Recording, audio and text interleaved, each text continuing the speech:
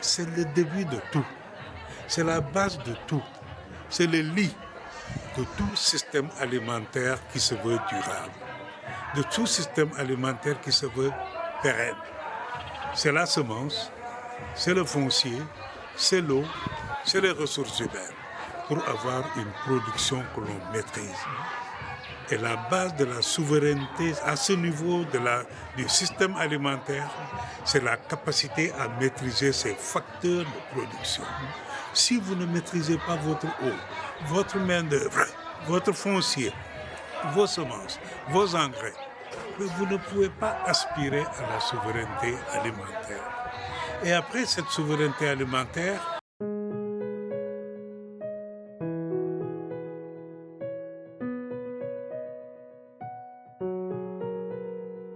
je m'appelle Amadou Kanouté et je suis le directeur exécutif de SYCODEV Afrique. SYCODEV Afrique, c'est l'Institut panafricain pour la citoyenneté, les consommateurs et le développement. Très bien. Nous sommes à Mbour, précisément en Djemane, dans ce village où l'association sénégalaise des producteurs de semences paysannes organise une foire.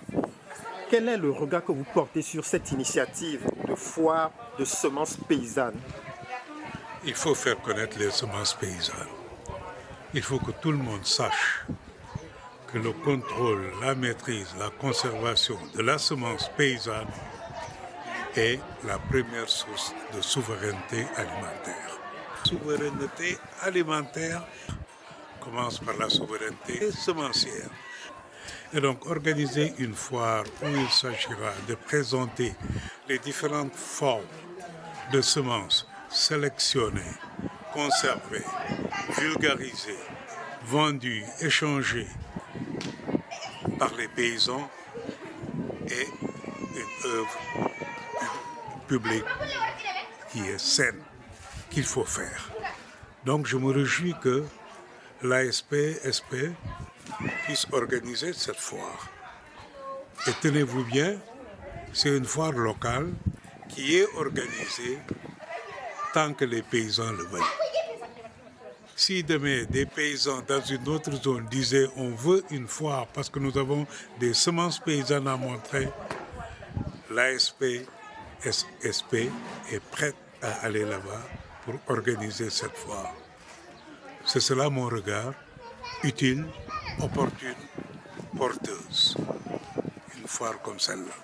Comment comprenez-vous le fait que l'État marginalise les semences paysannes et même les semenciers paysans? Mais principalement parce que nous nous sommes, excusez-moi, fourgués dans des politiques commerciales qui nous lient les mains. Des politiques commerciales qui nous imposent des choix de politique qui ne sont pas nécessairement dans notre intérêt et dans l'intérêt des communautés paysannes. Le paysan a toujours eu sa manière de faire sa souveraineté alimentaire. Ça a commencé d'abord par une sélection des semences et ensuite la production. Une fois que le paysan produit, il répartit sa production en 3 tas. Un lot qui sera pour l'autoconsommation, un autre lot pour être vendu, avoir de l'argent qui lui permet de faire face à ses autres frais. Les frais d'écolage des enfants, les frais de santé, l'accès à l'eau, ainsi de suite. Et le 3e lot des semences, du produit de la récolte, c'était pour les semences de l'année d'après. Mais il a fallu que nos États, en entrant dans des accords internationaux, s'entendent dire que les semences que nous avons, qui nous ont nourris depuis des années, soudain devaient être certifiées, devaient répondre à certains critères, devaient être homogénéisées. Ce qui est d'ailleurs le contraire de la biodiversité. La nature elle-même n'est pas homogène. La nature elle-même pourvoit différentes formes de races, de personnes, d'arbres, d'animaux. Et donc vous ne pouvez pas dire la semence, les semences doivent être une et une seule, homogénéisées pour être certifiées pour utilisation dans les semences. Et donc on s'est fourqué dans des accords qui aujourd'hui nous enlèvent cette capacité à ce que l'on appelle la souveraineté alimentaire et la souveraineté semencière. La souveraineté alimentaire, c'est cette capacité qu'a un État, une commune, un peuple, de dire voilà la politique agricole que je choisis de faire et voilà la politique alimentaire que je choisis de faire. Si on vous impose des politiques à travers des lois, des règlements, des principes auxquels vous avez adhéré, il vous est difficile d'asseoir votre souveraineté alimentaire. Et le cas échéant ici, la souveraineté semencière. Et donc on se retrouve exposé à des semences que nous n'avons pas choisies, des semences que nous n'avons pas sélectionnées, des semences que nous n'avons pas conservées pour des semences qui nous sont vendues, qui nous sont amenées de l'extérieur, on ne sait dans quelles conditions. Et c'est le risque de se retrouver avec des semences qui, semées cette année, l'année d'après, elles ne sont plus capables de fournir quoi que ce soit, ce qu'on avait appelé ici les semences Terminator, les semences OGM. Et on entend très souvent de nos politiques prôner la souveraineté alimentaire, même parler également de la sécurité alimentaire, de l'autosuffisance. Ça veut dire qu'ils mettent la charrue avant les bœufs. Il faut d'abord commencer par la souveraineté semencière. C'est le début de tout. C'est la base de tout. C'est le lit de tout système alimentaire qui se veut durable, de tout système alimentaire qui se veut pérenne.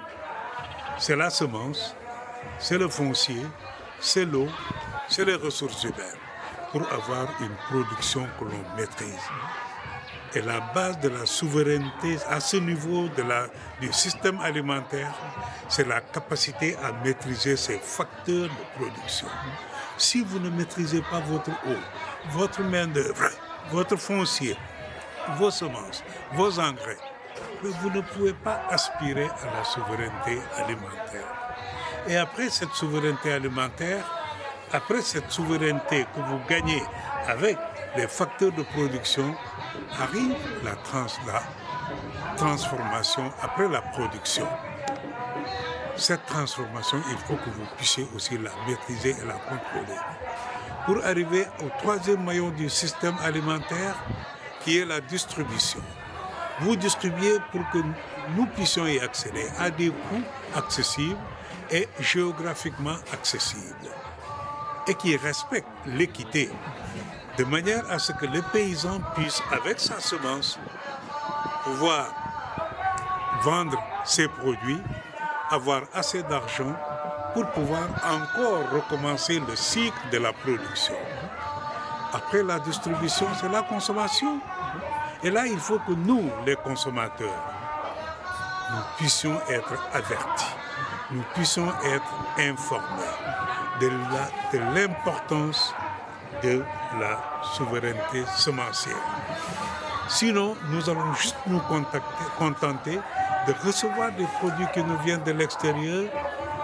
En ce moment, on parlera plutôt de sécurité alimentaire pourvu que les gens puissent avoir de quoi se nourrir sans se soucier des conditions dans lesquelles cette production est faite, pourvu que les gens puissent juste avoir de quoi se nourrir pour pouvoir vaquer à leurs occupations. Non, il faut que les consommateurs soient avisés.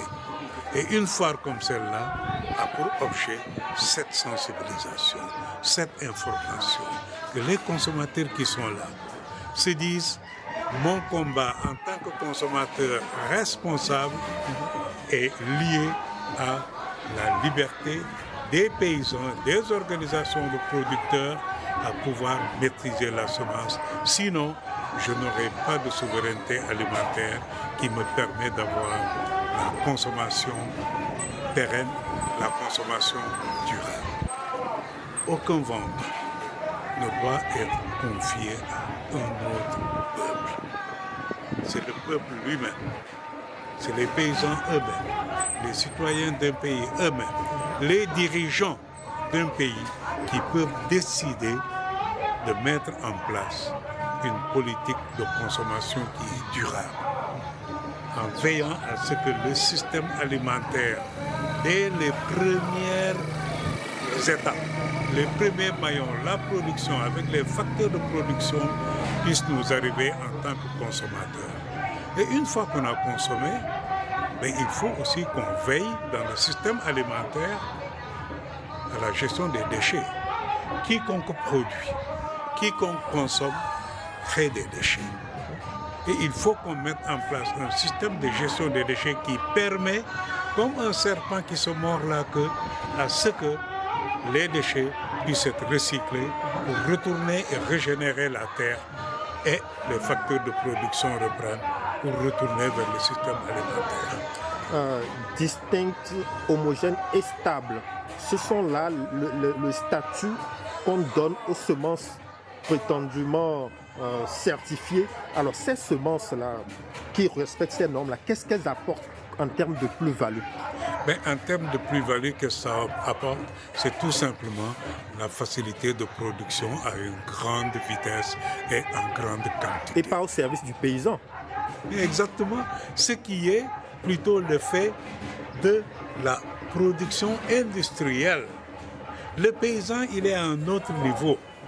Il arrivait avec ses semences qu'il sélectionnait lui-même, qu'il gardait. Si vous allez dans les villages, vous regardez le toit de la case, il est accroché quelque part un épi de mil. Cet épi de mil, ça fait partie des semences de l'année prochaine. À côté, vous avez le grenier. Dans ce grenier, il y a des semences qui vont être utilisées non seulement pour la consommation, le mil, le riz, le maïs, mais aussi pour la production de l'année prochaine. Et donc, c'est ces trois éléments-là qui faisaient que nous avions la possibilité d'avoir des semences noires, jaunes, grises, ainsi de suite. La diversité. De tailles variées, de tailles différentes. Et alors, d'où est-ce que ça vient cette notion d'homogénéité? D'où ça vient cette notion de stabilité? Ce n'est pas la nature. La nature, elle est le contraire de tout cela. Regardez aujourd'hui, nous faisons face à un phénomène qui est extrêmement grave, c'est le changement climatique. Ces changements climatiques nous imposent de nouvelles variétés. Les variétés que les paysans avaient et qui avaient fait la preuve à travers le temps. Mais aujourd'hui, si on fait disparaître ces différentes variétés au nom de la monoculture, au nom de l'homogénéisation, de la stabilisation, demain on sera surpris par la nature parce que la nature elle-même, elle ne l'est pas. Ces trois caractéristiques que vous décrivez ne sont pas le fait de la nature. La nature, c'est le changement. Alors pour terminer, quel doit être le combat ultime des paysans contre cette incongruité? Mais ce qu'ils font déjà ici. Aujourd'hui, vous avez vu, sous la tente, il n'y avait que des paysans en face des maires et des organisations de la société civile. Qui les accompagnent et les supportent. Qui les accompagnent et les supportent. Exactement. Et alors, nous avons aussi entendu les maires dire, et nous leur avons dit, nous en tant qu'organisation de plaidoyer, qu'il fallait que les maires qui ont la compétence de la gestion foncière puissent veiller à ce que les terres aillent à ce qu'ils produisent, prioritairement pour nourrir les populations. Mais sinon, nous allons donner nos terres à des investisseurs étrangers qui vont produire ici au Sénégal et qui vont exporter dans le pays d'origine pour nourrir leurs citoyens. Et qui finiront par devenir propriétaires du terrain chez nous. Mais exactement, qui finiront, si la législation foncière n'est pas bien verrouillée, ils finiront par être des propriétaires terriens avec des titres fonciers irrévocables. Vous imaginez ce que cela voudra dire pour notre souveraineté alimentaire? pendant que ces gens vont produire et exporter? Où allons-nous avoir la souveraineté alimentaire? Donc les maires, d'abord, on leur a dit, donnez du foncier, donnez de la terre à ceux qui produisent pour nourrir les gens ici. 2, faciliter l'accès au marché. C'est vous qui êtes les détenteurs des halles et marchés. C'est la législation qui vous donne cette légitimité. Veillez à ce que dans les marchés, vous puissiez faciliter l'accès au marché à ces produits issus des semences locales, des semences choisies, sélectionnées, et qui sont particulièrement celles qui sont issues de l'agroécologie, une agriculture issue des pratiques durables, que ces produits-là puissent accéder au marché. Avec le maire de Thiaroye, une petite commune ici, dans la banlieue de Dakar, on s'est entendu, et dans son marché, qui est un des grands marchés en Afrique de l'Ouest, il a décidé d'offrir un hangar pour des produits agroécologiques seulement. Le consommateur qui arrive et qui ne veut pas de produits conventionnels, de produits dont il ne sait pas quand est-ce qu'ils ont été aspergés de pesticides, quel type d'engrais on a utilisé pour les produire. Ce consommateur, en allant dans ce hangar où il est écrit produits agroécologiques, il a l'assurance que son argent, en tant que consommateur, il est en train de mettre ça dans un produit d'où il attend la santé. Ça, c'est la deuxième chose que les maires peuvent faire. Et donc, nous, organisation de la société civile, notre rôle, c'est quoi? C'est l'information, comme nous l'avons fait ce matin. C'est aussi le plaidoyer auprès de ces maires, mais aussi auprès des gouvernements, auprès des institutions internationales, pour qu'ils comprennent la nécessité de la sauvegarde, de la conservation, de la liberté de choisir, de la liberté de conserver, d'échanger et de vendre des semences paysannes. Autrement, si on laisse ça échapper, adieu à la souveraineté alimentaire. Ahmad Kanouté, je vous remercie. C'est moi qui vous remercie.